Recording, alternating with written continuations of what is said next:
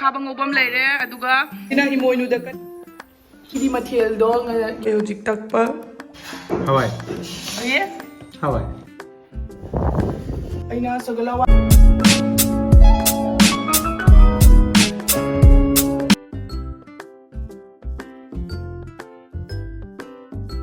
Sajibu ina piyahan mathana aurini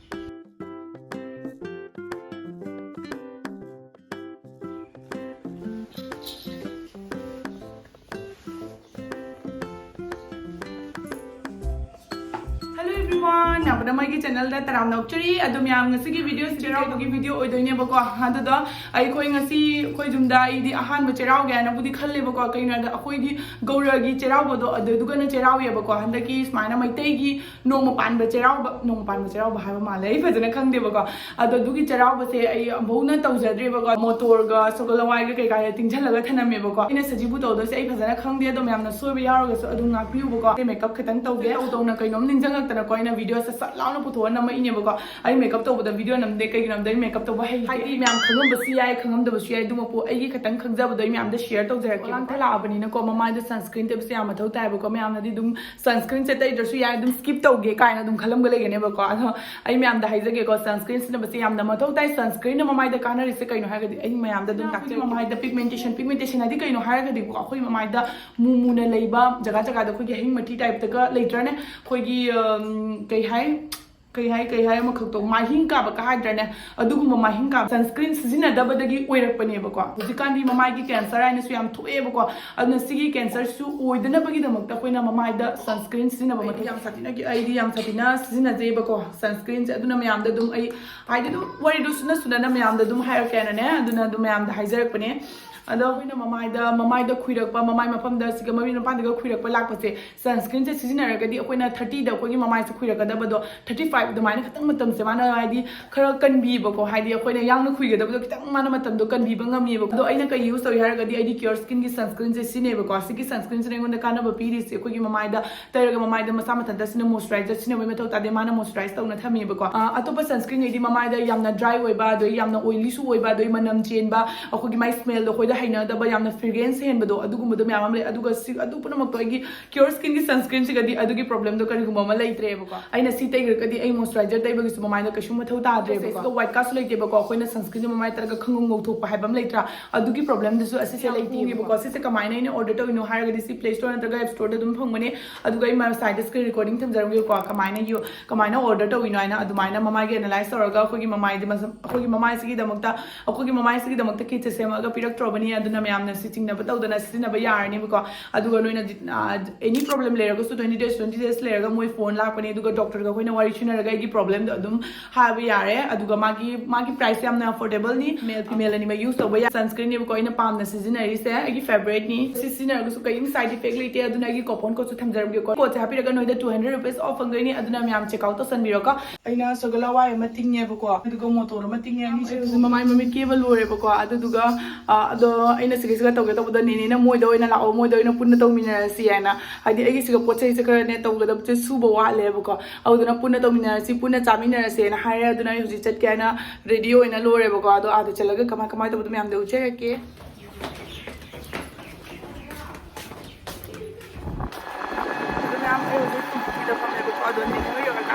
Music kane ne oida yore ba ko aduga sari kai kai le aduga mamai su kar makeup to sale habidi chandon kanam jale ba ko adani ne hinja kai ka thong ni ba ko adum yam da dum mathang uchayak ke aduga horen cha ba ta ko dom nga cd mathel do ya me ba ko aduna mathel khuding ma kai video number ngam dre aduna khajik saram dai do la ke uji thong ba thak ba di lo chale ba ko ni mahayum ne chele ni mana sigi su to dara kar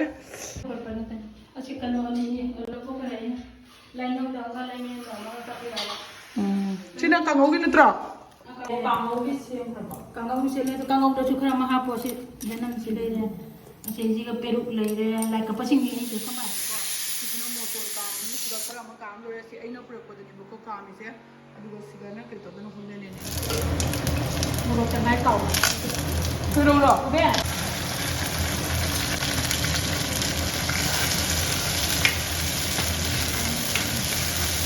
ꯅꯦ ꯅꯪꯁꯦ ꯅꯦꯅꯦ ꯅꯣꯏꯗꯩꯗ ꯂꯦꯜꯂꯨꯔꯤꯔꯣ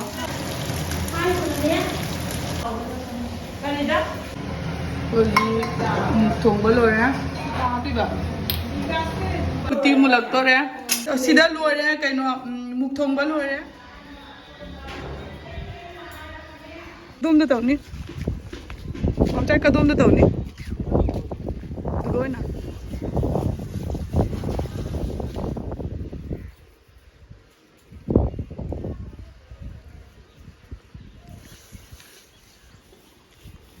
ꯍꯧꯖꯤꯛ ꯁꯤꯗ ꯊꯥꯔꯛꯇꯣꯏꯅꯤ ꯁꯤꯂꯥꯏ ꯂꯣꯏꯔꯦ ꯑꯈꯥꯕ ꯉꯧꯒꯗꯕꯇ ꯉꯥꯏꯔꯦ ꯁꯤ ꯃꯥꯁꯤ ꯀꯥꯡꯍꯧꯁꯦ ꯆꯅꯥ ꯌꯥꯎꯕ ꯑꯩ ꯉꯔꯥꯡ ꯆꯅꯥ ꯀꯥꯎꯅ ꯇꯤꯡꯉꯝꯗ꯭ꯔꯤ ꯏꯔꯣꯟ ꯑꯃꯦꯠꯄꯤꯒꯤ ꯆꯝꯐꯨꯠꯀꯤ ꯁꯤꯒ ꯂꯥꯏꯒꯤ ꯆꯥꯛ ꯍꯥꯞꯇꯣꯏꯅꯤ ꯑꯗꯨ ꯂꯣꯏꯁꯤꯜꯂꯛꯇꯣꯔꯦ ꯁꯤꯅ ꯇꯟ ꯃꯌꯥꯝ ꯍꯧꯗꯣꯏꯅꯤ ꯀꯔꯤ ꯁꯤꯗ ꯂꯩꯔꯦꯕꯀꯣ ꯃꯊꯦꯜꯉꯩ ꯃꯆꯤꯗ ꯍꯥꯞꯄꯣ ꯁꯤꯅ ꯏꯃꯣꯏꯅꯨꯗ ꯀꯠꯅꯕꯒꯤ ꯁꯤꯅ ꯃꯄꯥꯟꯒꯤ ꯂꯥꯏꯗ ꯀꯠꯅꯕꯒꯤ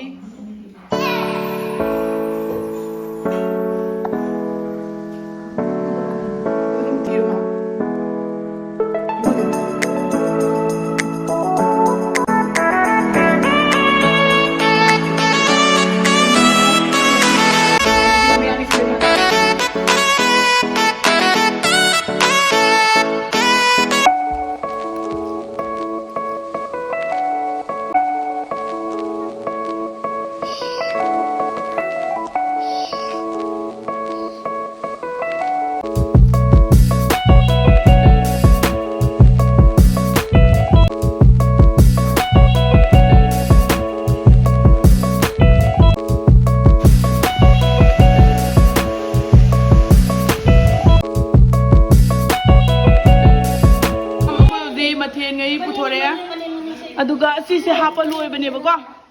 ꯁꯤꯗ ꯌꯦꯡꯉꯣ ꯁꯤꯗ ꯑꯩꯈꯣꯏ ꯕꯣꯔꯥ ꯍꯥꯞꯀꯗꯕ ꯋꯥꯠꯂꯤ ꯕꯣꯔꯥꯁꯨ ꯍꯥꯞꯆꯜꯂꯒꯦꯀꯣ ꯕꯣꯔꯥꯁꯨ ꯍꯥꯞꯆꯜꯂꯒꯦ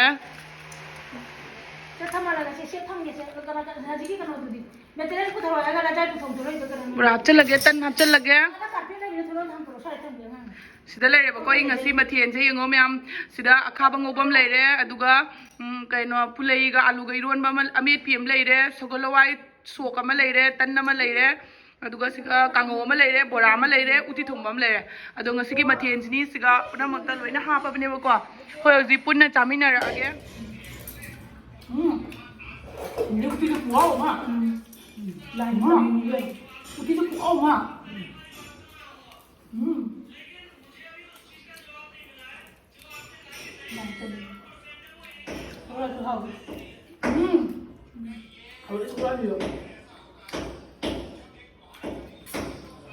ꯍꯧꯖꯤꯛ ꯑꯩꯈꯣꯏꯒꯤ ꯁꯖꯤꯕꯨꯒꯤ ꯃꯊꯦꯜ ꯃꯌꯥꯝꯁꯦ ꯑꯩꯈꯣꯏ ꯕꯤꯀꯥꯁ ꯇꯦꯁ ꯇꯧꯔꯛꯑꯅꯤ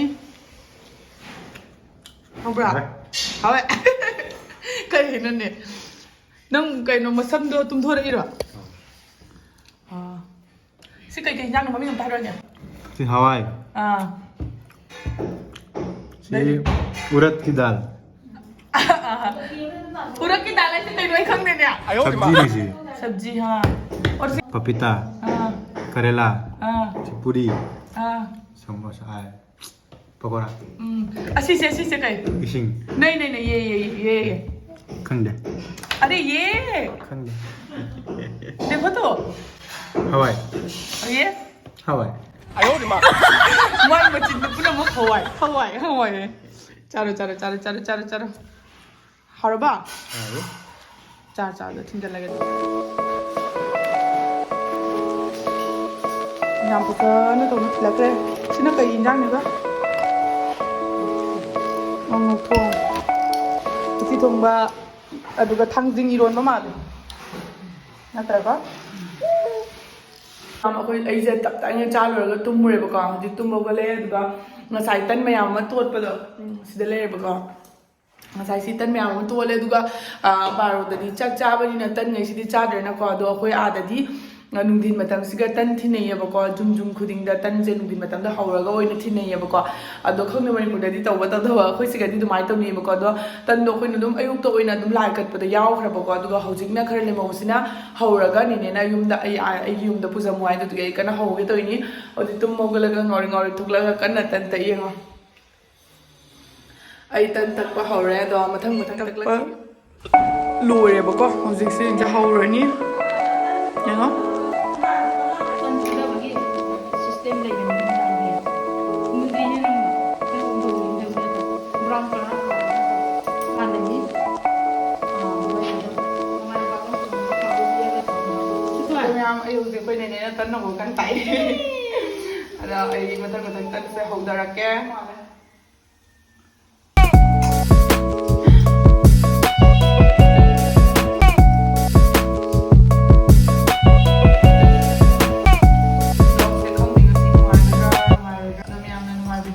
ꯂꯥꯏꯛ ꯃꯆꯥ ꯑꯃꯇꯪꯗꯤ ꯅꯝꯖꯟꯕꯤꯕ ꯀꯥꯎꯕꯤꯒꯅꯨꯀꯣ ꯚꯤꯗꯤꯑꯣ ꯅꯝꯕ ꯀꯥꯎꯔꯦꯕꯀꯣ ꯍꯥꯏꯗꯤ ꯑꯩ ꯅꯦꯅꯦ ꯍꯣꯏꯗꯒꯤ ꯍꯜꯂꯛꯄꯒ ꯑꯩꯈꯣꯏ ꯁꯤꯒꯩꯁꯤꯒ ꯑꯩꯈꯣꯏꯒꯤ ꯊꯪꯅꯕꯗ ꯑꯩꯈꯣꯏꯒꯤ ꯆꯤꯆꯦꯁꯤꯡ ꯀ꯭ꯋꯥꯇꯔ ꯊꯪꯅꯕ ꯆꯤꯆꯦ ꯈꯔ ꯑꯩꯈꯣꯏꯗ ꯀꯣꯏꯔꯛꯑꯝꯃꯦꯕꯀꯣ ꯑꯗꯣ ꯃꯣꯏ ꯀꯣꯏꯔꯛꯄ ꯋꯥꯔꯤ ꯁꯥꯟꯅꯕ ꯋꯥꯔꯤ ꯁꯥꯟꯅꯕ ꯈꯣꯠꯅꯕ ꯇꯧꯕꯗ ꯑꯩ ꯚꯤꯗꯤꯑꯣ ꯅꯝꯍꯧꯗ꯭ꯔꯦꯕꯀꯣ ꯑꯗꯣ ꯏꯀꯥꯏꯖꯗꯅ ꯑꯗꯨꯒꯤ ꯃꯣꯏ ꯂꯥꯛꯑꯒ ꯋꯥꯔꯤ ꯁꯥꯟꯅ ꯈꯣꯠꯅꯅ ꯇꯧꯔꯒ ꯆꯠꯈ꯭ꯔꯦ ꯑꯗꯨꯒ ꯆꯤꯆꯦ ꯑꯃꯗꯤ ꯑꯩ ꯃꯁꯛ ꯈꯪꯉꯤ ꯑꯃꯗꯤ ꯑꯩ ꯃꯁꯛ ꯈꯪꯗꯦꯕꯀꯣ ꯑꯗꯣ ꯑꯩꯈꯣꯏ ꯆꯥ ꯊꯛꯃꯤꯟꯅꯔꯦ ꯑꯗꯨ ꯂꯣꯏꯔꯒ ꯃꯣꯏ ꯆꯠꯈ꯭ꯔꯦ ꯑꯗꯨ ꯂꯣꯏꯔꯒ ꯑꯩ ꯑꯗꯨꯝ ꯅꯦꯅꯦ ꯍꯣꯏꯗꯒꯤ ꯉꯁꯥꯏ ꯄꯨꯔꯛꯄ ꯇꯟꯗꯣ ꯆꯥꯔꯦ ꯑꯗꯨ ꯂꯣꯏꯔꯒ ꯍꯧꯖꯤꯛ ꯇꯨꯝꯕꯅꯤ ꯑꯗꯣ ꯃꯌꯥꯝ ꯑꯩꯒꯤ ꯚꯤꯗꯤꯑꯣꯁꯤꯗꯤ ꯁ꯭ꯋꯥꯏꯁꯤꯒ ꯂꯣꯏꯁꯤꯟꯖꯔꯒꯦ ꯃꯊꯪꯒꯤ ꯚꯤꯗꯤꯑꯣꯗ ꯑꯃꯨꯛ ꯎꯅꯔꯁꯤ ꯉꯁꯤꯒꯤꯗꯤ ꯕꯥꯏ ꯕꯥꯏ